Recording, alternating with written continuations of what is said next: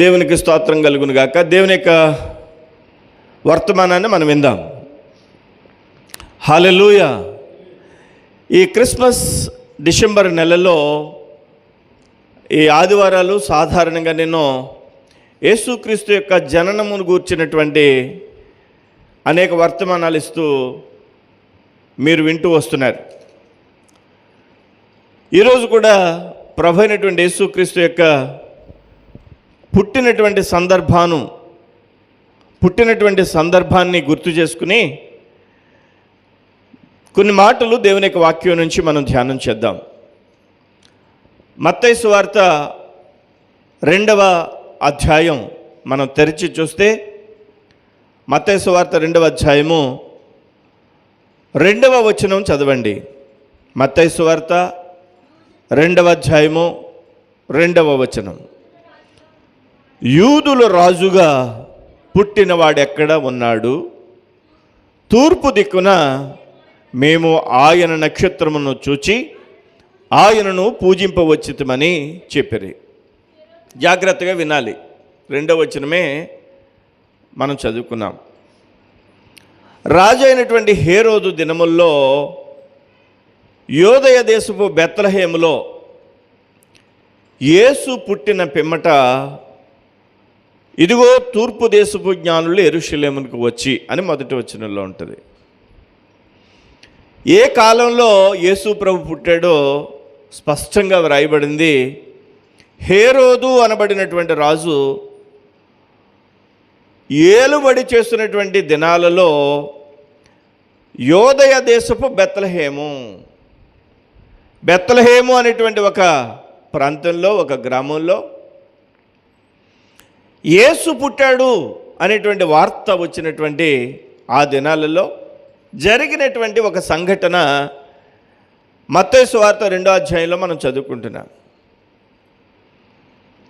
యూదుల రాజుగా పుట్టినవాడు ఎక్కడ ఉన్నాడని చెప్పి తూర్పు దేశపు జ్ఞానులు వచ్చి యోదయ బెత్లెహేముకు వెళ్ళేటువంటి ఆ దారి కనుగొనేటువంటి ఆ ప్రయత్నంలో యెరూషలేము పట్టణానికి వచ్చి అడుగుతారు రాజు అయినటువంటి హేరోదుని, యూదుల రాజుగా పుట్టినవాడు ఎక్కడా అని. బాగా వినాలి. ఎవరిని అడుగుతున్నారు? యూదుల రాజుగా పుట్టినవాడు ఎక్కడున్నాడని ఎవరిని అడుగుతున్నారు? హేరోదు రాజుని అడుగుతున్నారు. యూదుల రాజుగా పుట్టినవాడేంటి ఏడి అని, ఎక్కడున్నాడని. అసలు ఈ తూర్పు దేశ జ్ఞానులకి యోదయ దేశపు బెత్లెహేములో యేసు పుట్టాడని ఎలా తెలిసింది?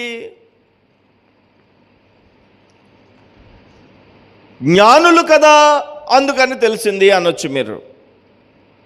జ్ఞానులైనటువంటి వారికి ఏ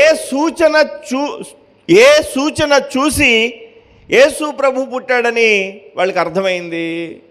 జ్ఞానులు అంటే సామాన్యులు కాదు కదా.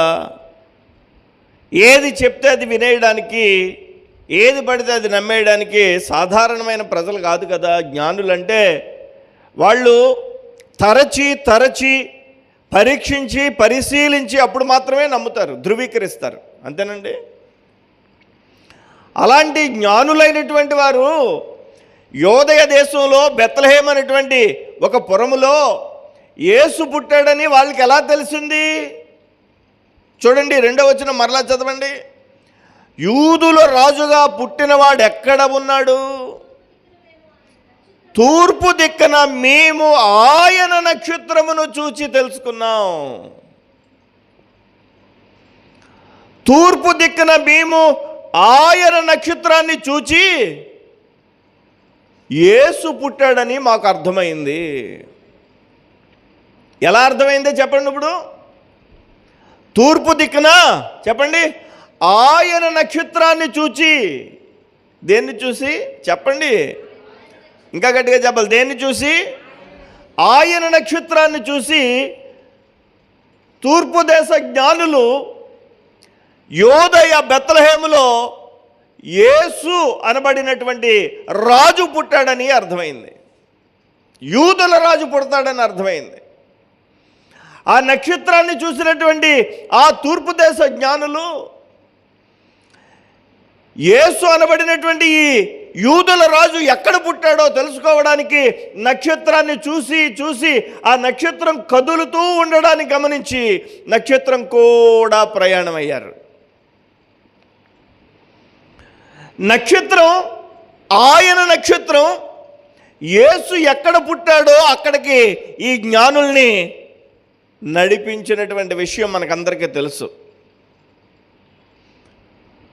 మనం ఏదైనా కొత్త ప్రాంతం వెళ్ళామనుకోండి, ఫోన్లో జీపీఎస్ ఆన్ చేసుకుని వెళ్ళిపోతాం, అవునండి. ఇప్పుడు వచ్చింది జీపీఎస్. కానీ యేసు ప్రభు పుట్టుక సమయంలోనే నేను ప్రకటిస్తున్నటువంటి దేవుడు ఆకాశంలో జీపీఎస్ పెట్టి నక్షత్రాన్ని పెట్టి ఆ జ్ఞానుల్ని ఇలాగ వెళ్ళాలని చెప్పి చూపించినటువంటి దేవుడు మన దేవుడు. హల్లెలూయా. ఎక్కడ జీపీఎస్ అయితే ఎలా ఉంటుందో తెలుసా? ఓవర్ బ్రిడ్జి కడుతున్నారు. నిజంగా జరిగిందే ఇది. ఓవర్ బ్రిడ్జి కడుతున్నారు, ఇటు కట్టేశారు, అటువైపు కట్టేశారు. మధ్యలో ఆ రెండింటిని కలపాలి. ఇప్పుడు జీపీఎస్ ఆన్ చేసుకుని ఒక ఆయన వెళ్ళిపోతున్నాడు కారులో. ఈ కారులో వెళ్ళిపోతూ జీపీఎస్ ఆన్ చేసుకుని వెళ్తున్నాడు కదా, స్పీడ్గా వెళ్ళిపోతున్నాడు. కారు వెళ్ళిపోయి ఆ జీపీఎస్ అక్కడికి వెళ్ళిన తర్వాత ఆగిపోతుంది. కానీ ఈయన ఏం చేశాడంటే వెళ్తూ ఆ స్పీడ్ కంట్రోల్ చేసుకోక, చెప్పండి, ఎక్కడ జీపీఎస్కైనా ఏదైనా అటు ఇటు తేడా ఉంటుందేమో. నేను ఒక చాలా కుగ్రామం వెళ్ళాను. రోడ్డు దారుణమైన రోడ్డు అనమాట, భయంకరమైన రోడ్డు. ఎక్కడో భీమవరం అవతల ఆ ప్రాంతానికి వెళ్ళినప్పుడు జీపీఎస్ చూపిస్తుంది, ఈ సందులోంచి వెళ్ళిపో, ఈ సందులోంచి వెళ్ళిపో అని. వెళ్ళామా బుక్ అయిపోతాం కదండి. ఇప్పుడు ప్రభు అయినటువంటి దేవుడు ఈ జ్ఞానుల్ని ఆయన నక్షత్రాన్ని వీళ్ళకి చూపించి ఆ జ్ఞానులు ఆయన నక్షత్రమును చూడడం వల్ల యోదయ బెత్లెహేములో యేసు అనబడినటువంటి రక్షకుడు పుట్టాడని వాళ్ళకి అర్థమైంది. ఈరోజు నేను మీకు చెప్పే విషయం ఏంటంటే ఆయన నక్షత్రము. చెప్పండి, ఆయన నక్షత్రము. నక్షత్రాన్ని ఇంగ్లీష్లో ఏమంటారు? స్టార్ అంటారు, అవునా? మీకు సూపర్ స్టార్ అనే పదం వినుంటారు, మెగా స్టార్ అనే పదం వినుంటారు, రెబల్ స్టార్ అనే పదం వినుంటారు. ఇంకేమైనా చెప్పండి, ఇంకేమైనా స్టార్ తెలుసా? మొన్న మధ్య యూట్యూబ్ సెర్చ్ చేస్తుంటే ఆవేశం స్టార్ అని ఒక ఆయన కనిపించాడు నాకు. ఆవేశం స్టార్ అని.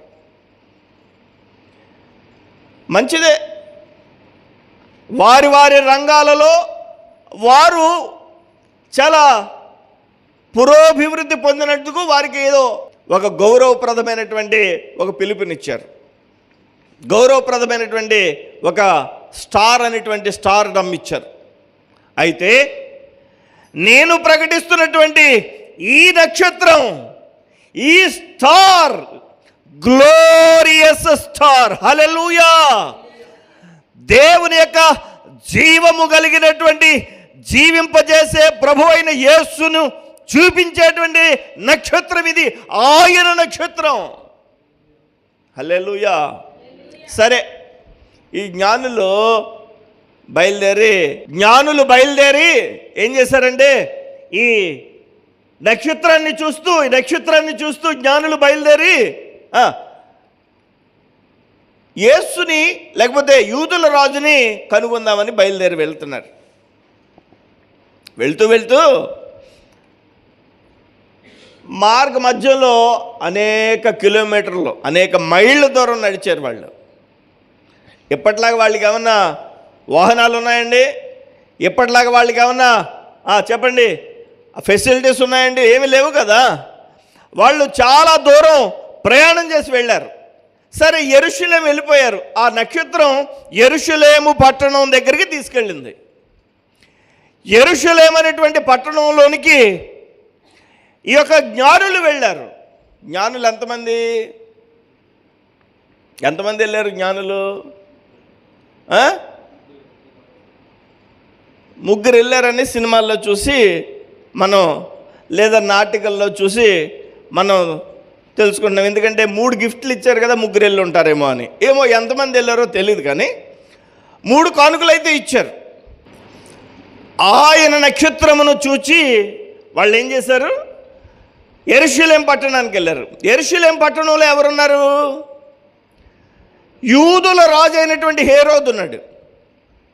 అది ముఖ్య పట్టణం కదా. మరి యెరూషలేము ఆ ఇజ్రాయేలు దేశానికి ముఖ్య పట్టణం కదా. అక్కడ హేరోదు రాజు ఉంటాడు కదా. హేరోదు రాజు దగ్గరికి వెళ్ళి, వీళ్ళు జ్ఞానులు కదా, మరి ఈ జ్ఞానులు వెళ్ళి అడుగుతున్నారు హేరోదు రాజుని. ఎంత తెలివైనోడికన్నా చెప్పండి, ఎంత తెలివైనోడికైనా యాపకాయంత వెర్రి ఉంటుందంట. మహా తెలివైనోడికైనా చెప్పండి ఎక్కడో ఎప్పుడో ఒక చోట వెర్రి పని చేసి వ్యాపకాయంత వెర్రి ఉంటుందట. ఈ జ్ఞానులు కదా వీళ్ళు నక్షత్రాన్ని చూసి 1000 కిలోమీటర్లు ప్రయాణం చేసి యెరూషలేము పట్టణానికి వచ్చి వాళ్ళు అనుకున్నారు, యెరూషలేము వచ్చేసాం, యోదయ దేశం వచ్చేసాం, యోదయ దేశంలో యూదుల రాజుగా పుట్టినవాడు ఎక్కడున్నాడో మనం వెతకాలి అని చెప్పి వాళ్ళు ఒక పని చేశారు. అసలు యూదుల రాజుగా పుడతాడు అని వాళ్ళకి ఎలా తెలిసింది? ఈ నక్షత్రం పుట్టినప్పుడు, ఈ నక్షత్రం ఉదయించినప్పుడు యూదుల రాజు పుడతాడని వాళ్ళకి ఎలా తెలిసింది? దేవుని వాక్యంలోనే మనం చూద్దాం. చూడండి, సంఖ్యాకాండం 24వ అధ్యాయం. సంఖ్యాకాండం 24వ అధ్యాయము 17వ వచనం చదవండి. సంఖ్యాకాండం 24వ అధ్యాయం 17వ వచనం. ఆయనను చూచుచున్నాను కానీ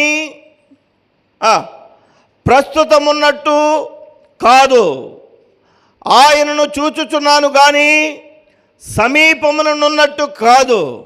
నక్షత్రము యాకోబులో ఉదయించును, రాజదండము ఇజ్రాయేలులో నుండి లేచును.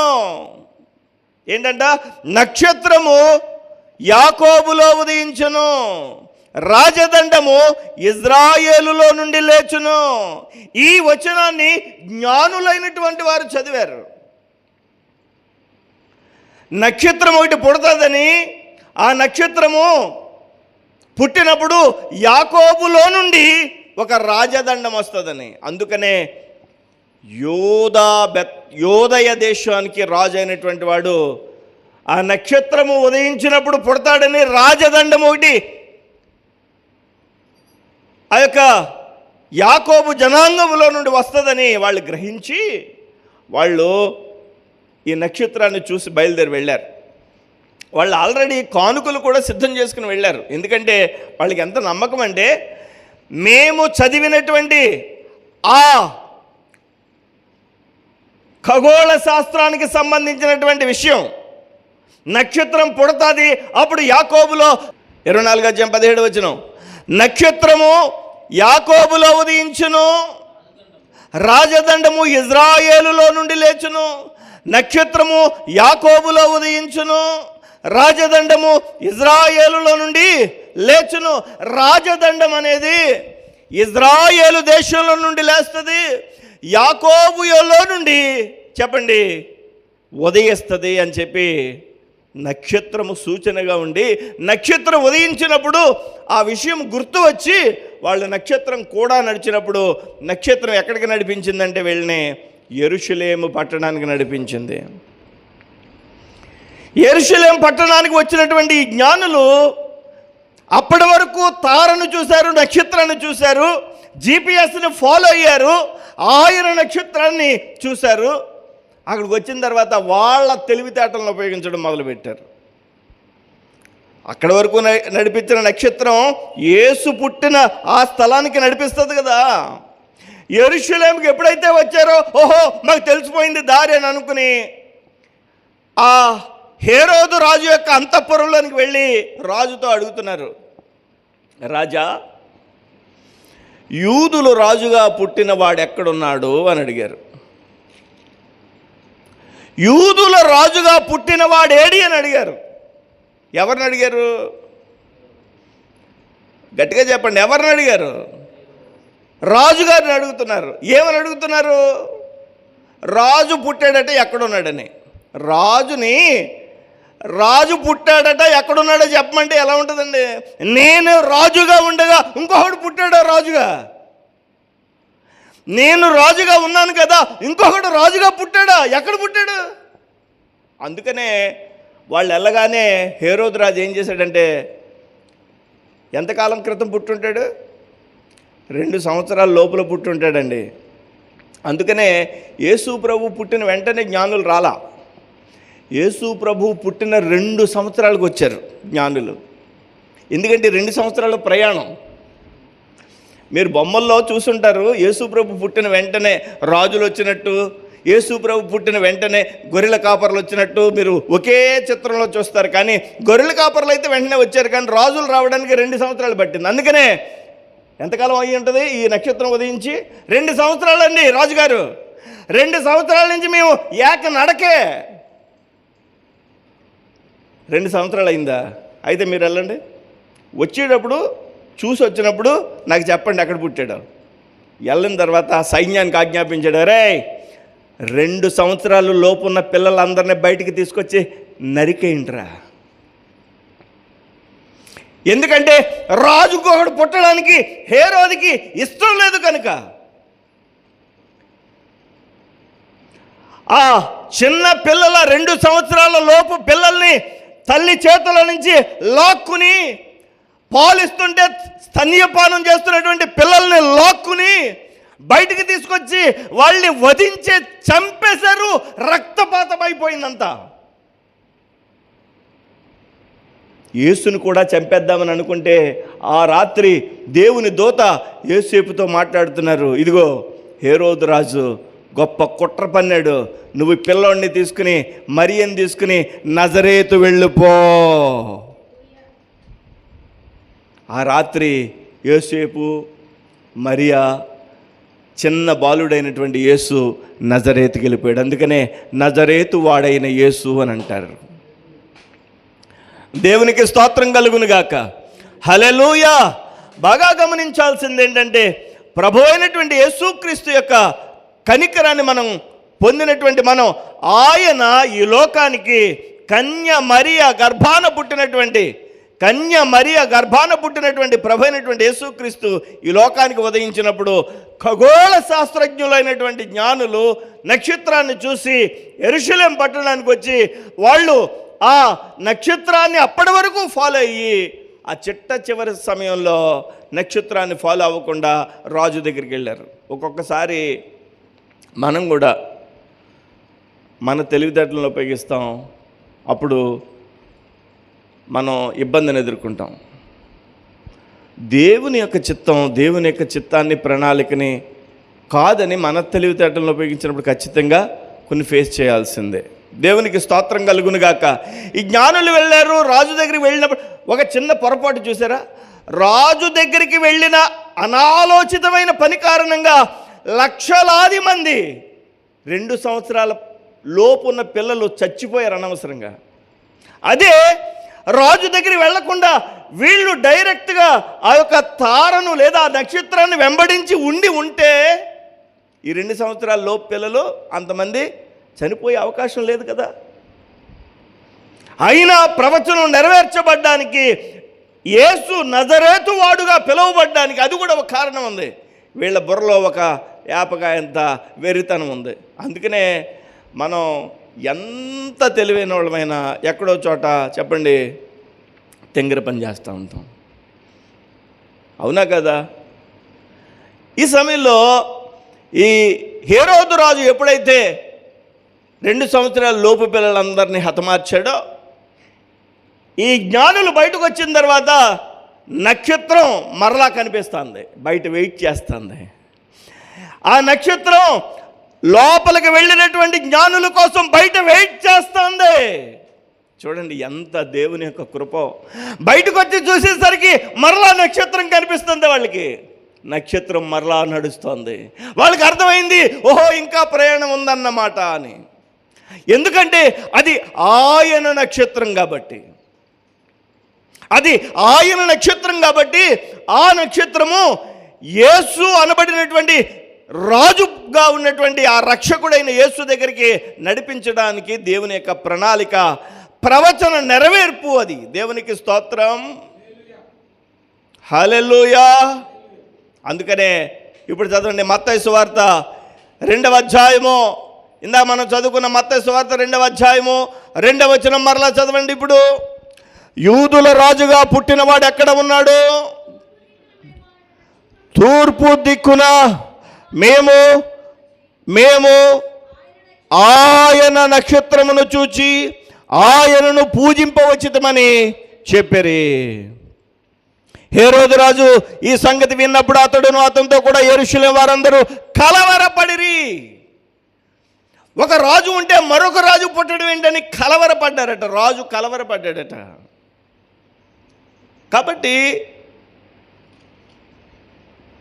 మనం గమనించాల్సింది ఏంటంటే ఆయన నక్షత్రము ఆయన దగ్గరకు నడిపిస్తుంది.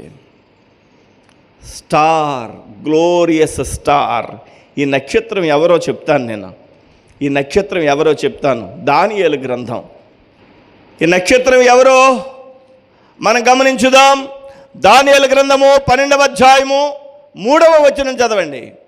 బుద్ధిమంతులైతే ఆకాశ మండలములోని జ్యోతులను పోలిన వారై ప్రకాశించెదరు.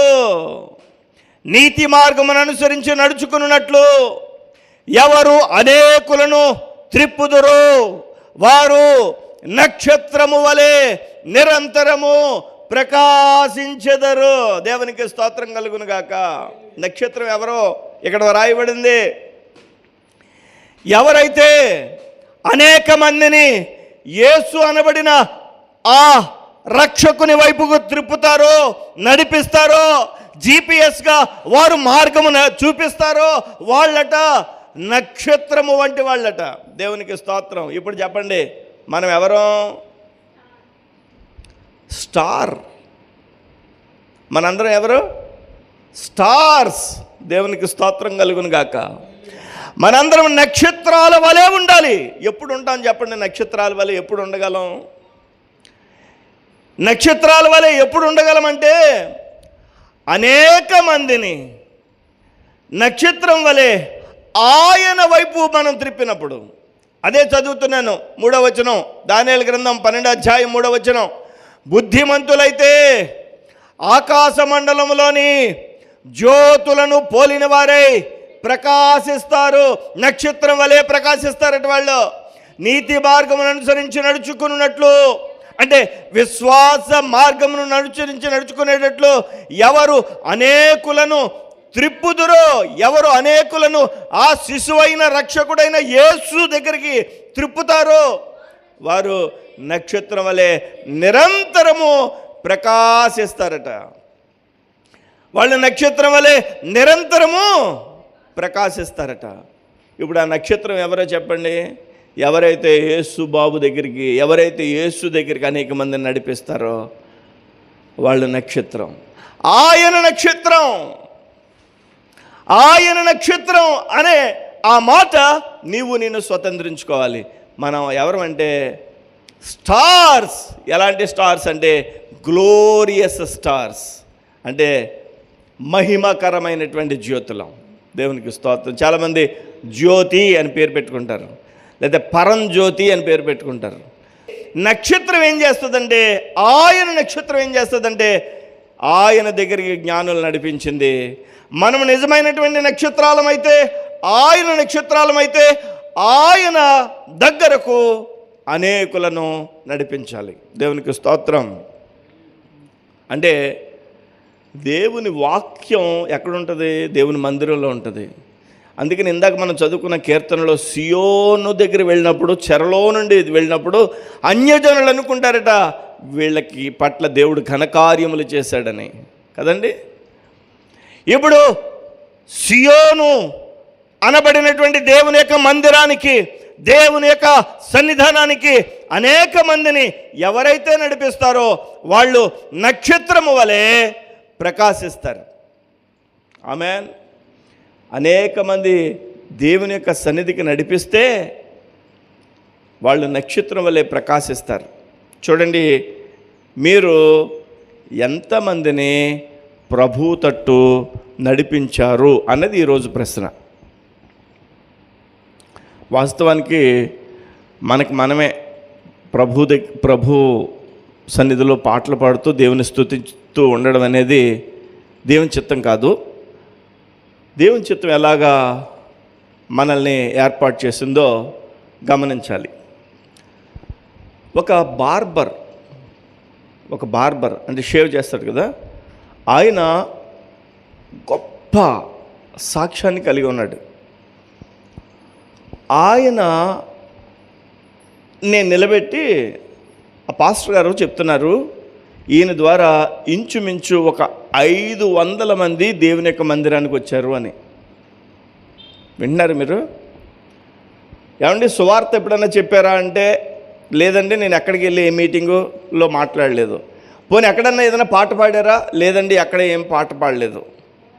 పోనీ మీకు ఏమన్నా వాయిద్యాలు వచ్చా? లేదండి, ఎక్కడ. మరి ఎలాగ నడిపించారు మీరు? ఆయన చెప్తాడు. ఆయన షేవ్ చేస్తూ ఉంటాడు కదా, షేవ్ చేస్తున్నప్పుడు ఇటు తిప్పండి అన్నాడు అనుకోండి, ఏం చేస్తాం? కలెక్టర్ అయినా సరే ఎవరైనా సరే ఇటు తిప్పాలి, అంతేనా? ఇటు తిప్పండి అంతే. మళ్ళీ ఇటు తిప్పండి అనేంతవరకు తిరగడానికి లేదు. ఇటు తిప్పండి అంటే ఇటు తిప్పాలి, అటు తిప్పండి అంటే ఇటు తిప్పాలి. అవునా కదా? ఇలాగా షేవ్ చేస్తూ ఉన్నప్పుడు ఇక్కడికి వచ్చేసరికి ప్రభు యేసుక్రీస్తు రక్షకుడండి, ఆయన మాత్రమే ఈ లోకానికి చెప్పండి విమోచన ఇవ్వగలడు, పాప విమోచన ఇవ్వగలడు అనే మాటలు ఇక్కడికి వచ్చినప్పుడు చెప్తే కదలకుండా చచ్చినట్ట మాటలు విన్నాడు. ఆయన బహుశా 5,000 మందికి పైగా చెప్పుంటాడేమో, 500 మందినే తీసుకురాగలిగాడు దేవుని మందిరానికి. నేను అంటాను, మీరు ఏ పని చేస్తున్నారన్నది ప్రాముఖ్యత కాదు. మీరు చేసే పనిలో దేవుని యొక్క దేవునికి మహిమకరమైనటువంటి ఒక పనో 2 పనులో చేయండి. ఒకళ్ళకో ఇద్దరికో దేవుని సువార్త చెప్పండి. ఒకరికో ఇద్దరికో దేవుని సువార్త చెప్పండి. దేవుని మందిరం గురించి చెప్పండి. దేవుని యొక్క రక్షణ అనుభవం గురించి చెప్పండి. ఒకరికో ఇద్దరికో చెప్పండి. దేవునికి స్తోత్రం కలుగును గాక. ఆ విధంగా చెప్పేటువంటి వ్యక్తి నక్షత్రం వలె ఉంటాడు. హల్లెలూయా. ఆ విధంగా చెప్పినటువంటి వ్యక్తి నక్షత్రం వలె ఉంటాడు. కాబట్టి మనం నక్షత్రాలుగా ఉండాలని యేసయ్య కోరుకుంటున్నాడు. ఒక చిన్న వచనం చూపించి నేను ముగించేస్తాను. చూడండి, ప్రకటన గ్రంథంలో వ్రాయబడినటువంటి ఒక విషయం. ప్రకటన గ్రంథము 1వ అధ్యాయము, ప్రకటన గ్రంథము 1వ అధ్యాయము, ప్రకటన గ్రంథము 1వ అధ్యాయము 16వ వచనం చూడండి. ఆయన తన కుడి చేత 7 నక్షత్రములు పట్టుకుని ఆయన తన కుడి చేత 7 నక్షత్రములు పట్టుకుని ఉండెను. ఎవరు ఆయన అంటే ఎవరు? ప్రభు అయిన యేసయ్యే. ప్రభు అయిన యేసయ్యే. ఆయన తన కుడి చేత అంటే కుడి చేతిలో ఏం చేస్తున్నాడు? ఆయన తన కుడి చేత 7 నక్షత్రాలు పట్టుకున్నాడట. 7 నక్షత్రాలను అలా చేత్తో పట్టుకున్నాడట. 7 నక్షత్రాలని పట్టుకుని ఉండెను. ఆయన నోట నుండి 2 అంచులు గల వాడి ఆయన ఖడ్గం ఒకటి బయలు వెళ్ళను. ఇంకా రాస్తున్నాడు అక్కడ, ఆయన ముఖము మహా తేజస్సుతో ప్రకాశించుచున్న సూర్యుని వలె ఉండెను. 20వ వచనం కూడా చదవండి. 19, 20 వచనాలు కలిపి ఉంటాయి. కాగా నీవు చూచిన వాటిని, ఉన్న వాటిని, వీటి వెంట కలగబో వాటిని, అనగా నా కుడి చేతిలో నీవు చూచిన 7 నక్షత్రములను గూర్చిన మర్మమును, ఆ 7 సువర్ణ దీపస్తంభముల సంగతియు వ్రాయుము అని భక్తుడైనటువంటి యోహానికి తన దర్శనంలో మాట వినిపిస్తుంది. ఆ తర్వాత వచ్చిన చదవండి చివర్లైన, ఆ 7 నక్షత్రములు 7 సంఘములకు సూచనలు. ఆ 7 నక్షత్రములు 7 సంఘములకు సూచనలు. అంటే 7 నక్షత్రాలు 7 సంఘాలట. మీకు 2వ అధ్యాయంలో ఆ 7 సంఘాల గురించి అంతా ఉంటుంది. 2, 3 అధ్యాయంలో 7 సంఘాల గురించి ఉంది. 7 సంఘాలు చెప్పండి 7 నక్షత్రాలతో సూచించాడు. అంటే ఒక వ్యక్తి నక్షత్రంగా మారితే నక్షత్రాలతో కూడిన ఆ సంఘం నక్షత్రం వలె దేవుణ్ణి, ప్రభువైన యేసుని చూపిస్తుంది లోకానికి. హల్లెలూయా. ఇప్పుడు మన సంఘం అన్యజనులకి యేసుక్రీస్తు ప్రభుని చూపించగలుగుతున్నామా అంటే అంత ఎఫెక్టివ్గా చూపించడం లేదు. యేసు ప్రభుని చూపించాలి అని అంటే మన సంఘంలో ప్రతి ఒక్కరూ కూడా నక్షత్రాల వలె మారాలి. హల్లెలూయా. నక్షత్రాల వలె మారడం అంటే దేవుని మందిరానికి తీసుకొచ్చే, దేవుని మందిరానికి అనేక మందిని నడిపించే నక్షత్రం వలె ఉండాలి. హల్లెలూయా. నాకు ఒక డొక్కు సైకిల్ ఉంది. దాన్ని డొక్కు సైకిల్ అనడానికి నేను ఇష్టపడడం లేదు. మా నాన్నగారు నాకు ఇచ్చినటువంటి చాలా మంచి సైకిల్ అది. ఇప్పటికీ నా దగ్గరే ఉంది ఆ సైకిల్. నేను ఇంటర్మీడియట్ ఆ సైకిల్ మీద చదువుకున్నాను, డిగ్రీ ఆ సైకిల్ మీద చదువుకున్నాను. నా చదువంతా ఆ సైకిలే. ఆ సైకిలు అంటే నాకు చాలా ఇష్టం ఎప్పటికి కూడా. నేను కాలేజీలో ఉన్నప్పుడు యేసుప్రభు నమ్ముకున్న తర్వాత సైకిల్ మీద నేను ఎప్పుడూ ఒక్కడనే దేవుని సన్నిధికి వెళ్ళలేదు. నిజంగా చెప్తున్నాను, ఒక్కడనే ఎప్పుడు వెళ్ళలేదు. మరి ఎలా వెళ్ళారండి అంటే, ముందు కడ్డీ ఉంటుంది కదా, కడ్డీ మీద ఒక స్టూడెంట్ని ఎక్కించుకుని వెనకాల క్యారేజీ ఉంటుంది కదా, క్యారేజీ మీద ఒక స్టూడెంట్ని ఎక్కించుకుని నేను దేవుని సన్నిధికి వెళ్ళాను. దేవునికి స్తోత్రం. వాళ్ళు వినకపోనే, వాళ్ళు ప్రభువుని నమ్ముకోకపోనే నాకు అనవసరం. కానీ ఆ సైకిల్ మీద నేను దేవుని మందిరానికి అలా వెళ్ళేవాడిని. దేవుడు కృప చూపించి వారిలో కొంతమంది ప్రభువుని తెలుసుకున్నారు. దేవునికి స్తోత్రం. నేనేమంటున్నానంటే, మీరు దేవుని మందిరానికి ఎంతమందిని నడిపించగలిగారు? ఆయన నక్షత్రం అయితే మీరు ఆయన కొరకు ప్రకాశిస్తుంటే, దానియేలు గ్రంథం 12వ అధ్యాయంలో మనం చదువుకున్నట్లుగా ఎవరు అనేకులను ఆయన తట్టు త్రిప్పుదురో వారు నక్షత్రము వలె నిరంతరము ప్రకాశించెదరని వ్రాయబడినటువంటి ఆ మాట మనం చదివాం కదా. మనం నక్షత్రాలుగా నిరంతరం ప్రకాశించాలంటే అనేకులను ఆయన తట్టు త్రిప్పాలి, మనం ఆయన దగ్గరికి నడిపించాలి. ఈరోజు వర్తమానం ఏంటి చెప్పండి? క్రిస్మస్ వర్తమానమే. ఒక చిన్న పాయింట్ పట్టుకుని ధ్యానం చేసాం. ఏంటి ఈరోజు? ఆయన నక్షత్రము. ప్రభువా, నేను నీ నక్షత్రం వల్ల ఈ లోకానికి అనేక మంది నీ దగ్గరికి నడిపించడానికి నాకు సహాయం చేయండి అని చెప్పి దేవుని మందిరానికి అనేక మందిని నడిపించగలిగిన ప్రకాశించేటువంటి నక్షత్రాలుగా ప్రభు మనల్ని చేయునుగాక. హల్లెలూయా.